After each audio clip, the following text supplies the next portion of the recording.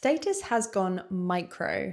There was a version of adulthood that we were all quietly promised. The idea that by your late 20s, maybe your early 30s, you'd have a place all of your own, not necessarily massive, but you'd be building towards something, be it a wedding or a family, a life that felt like it was compounding. But today, that feels more than a baseline expectation. That version of adulthood has not just disappeared, it slipped out of reach for so many people. Because instead of large purchases like cars, designer bags, and houses, we're now buying much smaller things that still signal that we're doing well, but they won't send us into financial ruin. There's this old idea called the lipstick effect, the tendency for consumers to shift towards smaller luxuries during downturns. So when big purchases feel risky, people treat themselves in smaller ways. Small treats are about the present, they're immediate, they deliver a quick dopamine hit of pleasure.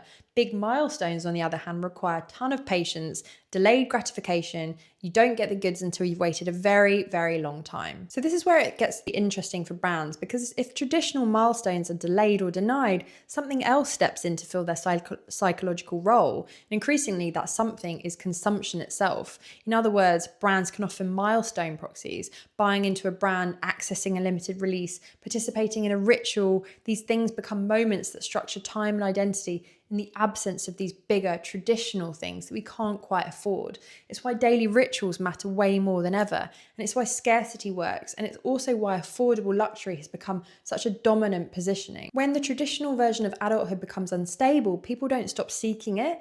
They just find it in different places, more smaller, immediate places. It's about wanting to feel like life is still moving forward progressively, even when the reality is most of us are still in financial limbo, saving our pennies for a wedding, a honeymoon, a house, kids, a renovation, and a lifestyle that we may never be able to afford.